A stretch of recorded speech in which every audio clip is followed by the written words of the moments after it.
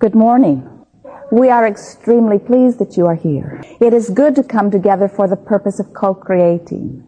Do you agree? You are knowing what you are wanting, more or less, an ever-changing thing. You are among the rare humans who have come to appreciate the contrast of your time and place. We like to begin there because then we can check out your vibrations. For some time we've been calling this gathering the science of deliberate creation because it is really about deliberately focusing. It is really about deliberately choosing those things that you give your attention to, because what you give your attention to is reflected in your vibration, which is acted on by law of attraction. So what you're giving your attention to becomes your reality.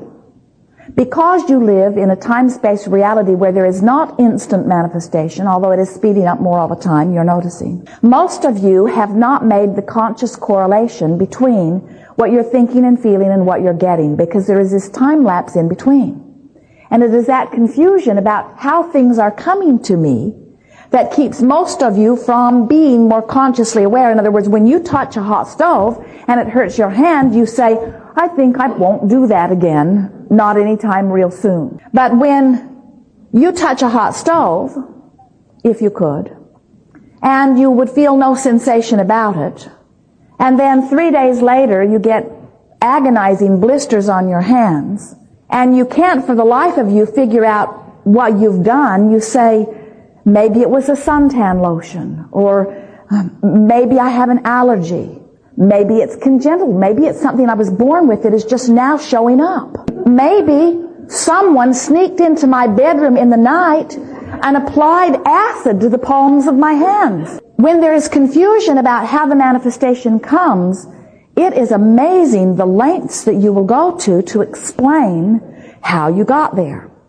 And every scientific study that is cataloging the details of how someone got there, then you take home and read. It could have been this, it could have been this, it could have been this. We say, you put your hands on a hot stove. You say, but it didn't hurt when I did it. And we say, if you put your hands on a hot stove, or if you put your thoughts on an unpleasant thought, and you didn't feel it when it happened, that only means that you have numbed your sensor. And that's what we're wanting to talk about here today. We're wanting to talk about how to activate your sensors so that in time there will be no confusion on your part about how anything manifests in your experience, because every single time, without exception, it was about something that you were giving your attention to. You are extensions of non-physical energy. You are extensions of source energy. You are extensions of pure, positive, some call it God force energy. You are extensions of that. In other words, you could not exist if you were not connected to that. And your connection to that is absolute.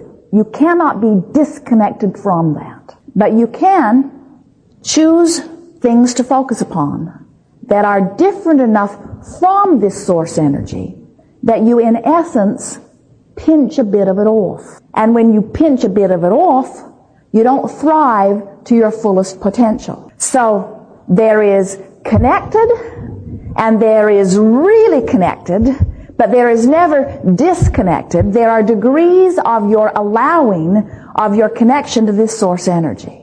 We are now calling this workshop the art of allowing, because it is that connection and that degree of connection that we want you to be aware of. And that's what your emotions tell you about. When you feel passion, that means you are really, really, really, really, really connected to source energy. And the leading edge position that you are standing in has stimulated you to birthing of a desire that is pulling non-physical energy through you in a very powerful way.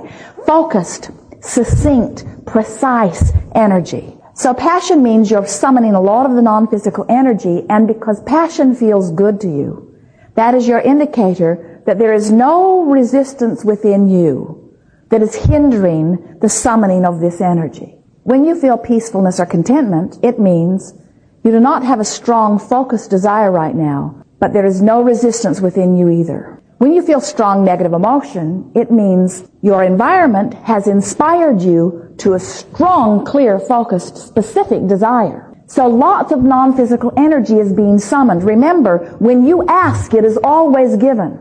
And the desire that is within you is the way you ask, not with your words, although you can ask with words. But it is not your verbal expression that is the asking. It is the vibrational expression, and that's what desire is. Desire asks, and non-physical energy answers every single time. Whether you are a human genius asking, or whether you are the one-celled amoeba in the ocean, or whether you are a tiny one of the trillion cells in a human body that is asking for what it needs, every time consciousness, no matter how you deem it in terms of advancement or evolution, asks, every time, non-physical energy answers. It is the degree to which it is allowed that is the result that you achieve. So when you feel a little bit of frustration, it means you're focused slightly on something, but you've got some contradictory thought. Resistance only means a thought that doesn't match. When you say, I want to feel wonderful, I'd like to live a long and healthy, excellent physical life experience, a very strong, clear, rather specifically focused thought. And it has a lot of summoning power because you've been thinking thoughts like that all of the days of your life experience. So that one has a lot of momentum. I want to live a long, healthy, happy life. But then when you think, but my mother has been sick most of her life, and my father died at a young age, and I have a long history of early croakers in my lineage, but I want to live a long and healthy, happy life. You can feel how the beliefs that you hold are not a perfect vibrational match to that statement of desire. So even though that desire may come forth from within you often, you watch the news and they tell you that there was a big accident on the freeway and 100 cars piled up in the fog on top of each other, and many people got broken and many were killed. And you feel your rocket of desire be launched again, that you want to live a long and healthy, happy life. But in the middle of that thought, you feel vulnerable. You think, fog is really a scary thing, and I have to drive in the fog, and my children are out there driving in the fog, and sometimes when you're driving in the fog, you just can't tell what's happening, and someone came out of the fog and caused that accident, and how can we protect ourselves from things like that? And in all of those thoughts that you've been trained to think because you've watched the news for so many years and you've seen all of those reports, you don't have a pure thought relative to your long, healthy, happy life experience. Your friend tells you that your high school chum, the three of you hung around together, has a deadly illness. And you say something like, there, but for the grace of God go I. Talking about God being an arbitrator again. In other words, God punished her with the cancer, and by the grace of God has left me in the light. And we say, nothing of the kind has taken place. There is no arbitrator that is giving it to one and not giving it to another. It is about law of attraction.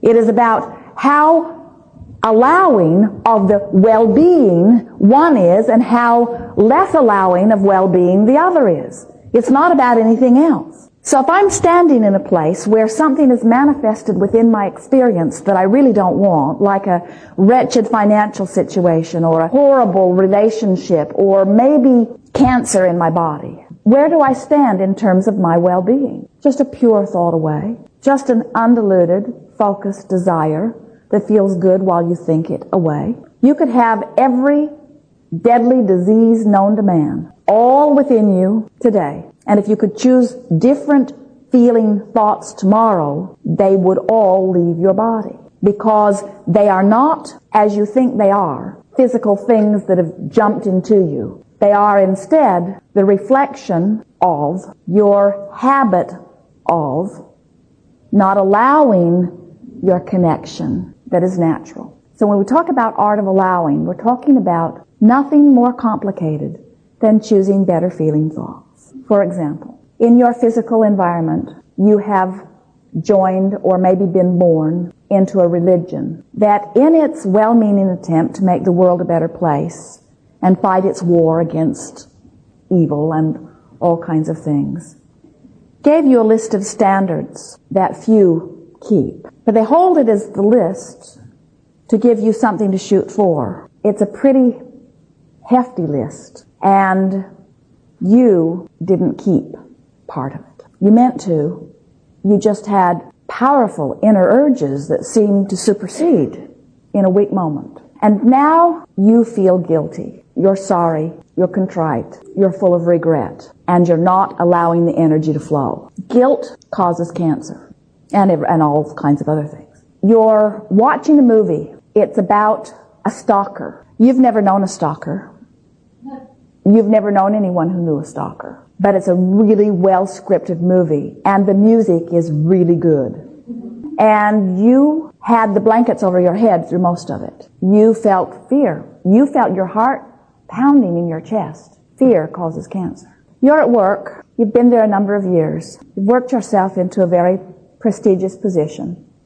They're paying you rather well. Someone else comes to work there, brand new, gets a better office, does a great job. Sort of surprised you how fast this person learned and how well received this person is by everyone else. You feel insignificant. You feel jealous. Jealousy causes cancer. And we could go on and on. We won't go further because you're getting the sense of what we're talking about. When you choose thoughts that feel like fear or anger or jealousy or guilt, those feelings are your indicator that the thought that you are choosing is contradictory in nature to the source energy and is in fact hindering the source energy. Now many would say, but Abraham, surely you must agree that I am justified in this negative emotion. These things that are happening around me, how can they be ignored? And we say, with work, you can learn to give your attention to the things that feel best.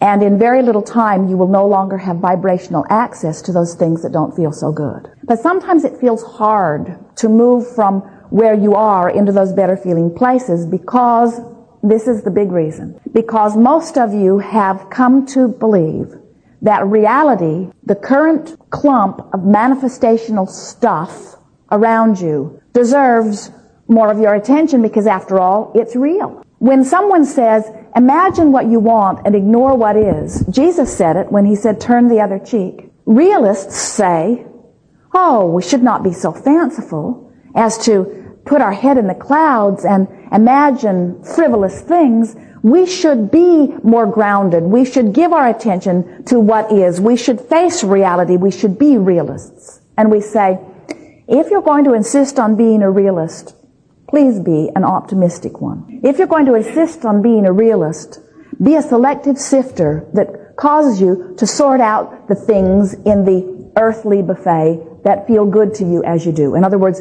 say, I am a realist who is determined to appreciate.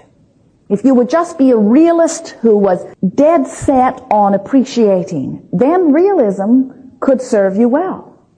But if you are going to be an objective realist that is even going to give equal time to the pros and the cons, the pluses and the minuses, now you are a realist who is filling your vibrational pattern with resistance, and you are not allowing your connection to source energy in the way that you really intended to do it. So the art of allowing means the art of letting in who I really am.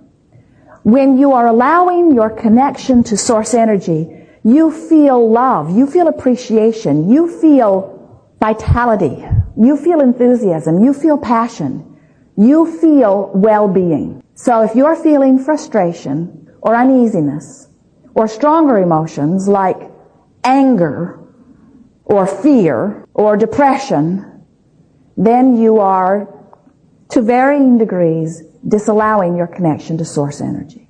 This physical environment promised to you, you knew it before you came, variety. It is a buffet of choices. Now, when you go to your buffet of food, you say, I'd like some of that, and I'd like some of that, and I'd like some of that. And if it is like this earth-space reality, which is an exquisite, expansive buffet, then there are many, many things on your buffet of food that will please you. And while it is a huge table, we rarely see, in fact, it is so uncommon it is not worth talking about, any of our physical friends condemning the food on the table that they don't want to put on their plate.